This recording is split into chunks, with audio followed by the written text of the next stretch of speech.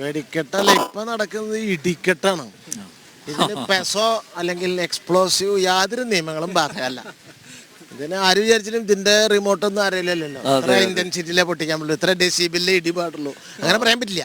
പക്ഷെ പിന്നെ ഇപ്പോഴത്തെ ഒരു പ്രത്യേകത എന്താ വെച്ചാൽ, ഇന്നൊരു ഡ്രിപ്പ് ഇറിഗേഷൻ പോലെ മഴ ഇങ്ങനെ ഇങ്ങനെ ഇങ്ങനെ ഇങ്ങനെ നിൽക്കുക. അപ്പം അതുകൊണ്ട് നാളെ ആകുമ്പോഴേക്കും ഇത് ക്ലിയർ ആവുന്നൊരു ശുദ്ധി നടക്കുമല്ലോ എല്ലാ കർമ്മത്തിനും മുമ്പ്.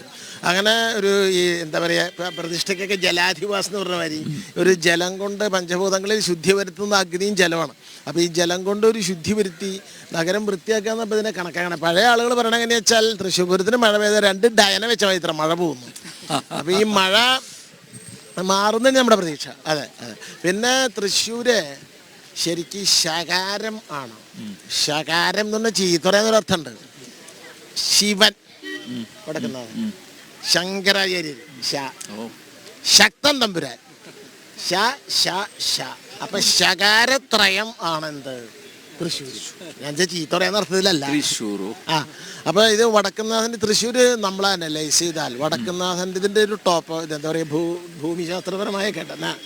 വടക്കുന്നാഥൻ്റെ അകത്ത് സത്വഗുണം, അതിൻ്റെ ഒരു ശബ്ദം കേൾക്കില്ല. നിങ്ങൾ ഈ ഗോപുരം കിടന്ന യാതൊരു ശബ്ദവും പിന്നെ കേൾക്കില്ല. അത് ഇങ്ങനെ ഒരു നഗരം പുറത്തുണ്ടോന്ന് പോലും ഒന്നും അറിയില്ല.